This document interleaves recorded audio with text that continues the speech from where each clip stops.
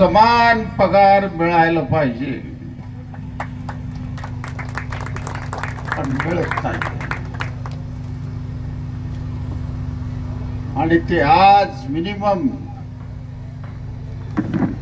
आपण मागतो आहे 750 रुपये प्रत्येक दिवसाला, 8 तासाला पण मागतो आहे.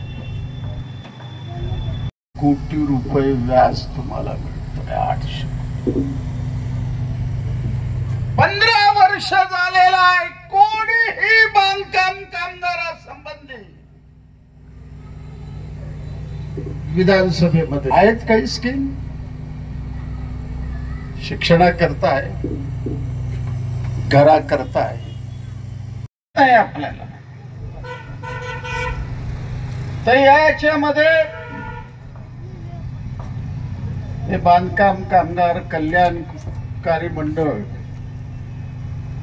स्थापन व्हायला केवळ आडम मास्तर जबाबदार आहे.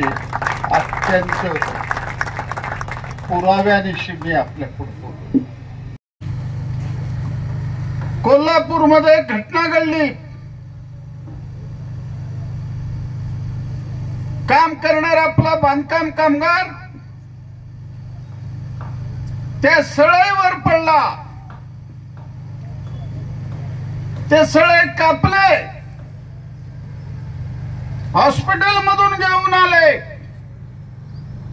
कोल्हापूरच्या तज्ञ डॉक्टरांनी सांगितलं, या पेशंटला तुम्ही मुंबईला हलवा.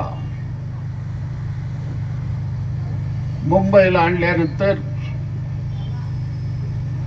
तिथले काही लोक मला भेटले. मग ताबडतोब मी आमदार असल्यामुळं मुख्यमंत्र्यांशी बोलून त्या कामगाराचं ऑपरेशन करायला लावलं. आणि त्याच दिवशी विधानसभेमध्ये मी सरकारला विचारलं, केंद्र सरकारने 1997 ला बांधकाम कामगाराकरता कल्याण मंडळ स्थापन केलेलं आहे, तर महाराष्ट्रात का नाही? मी त्यांना सांगितलं, तुमच्या तिजोरीमधून पैसे द्यायचे नाहीत.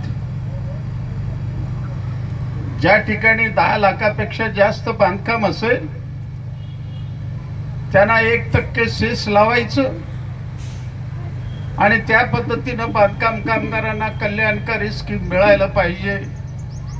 हे पहिला आवाज विधानसभेमध्ये आडम मास्तरने काढल्यामुळे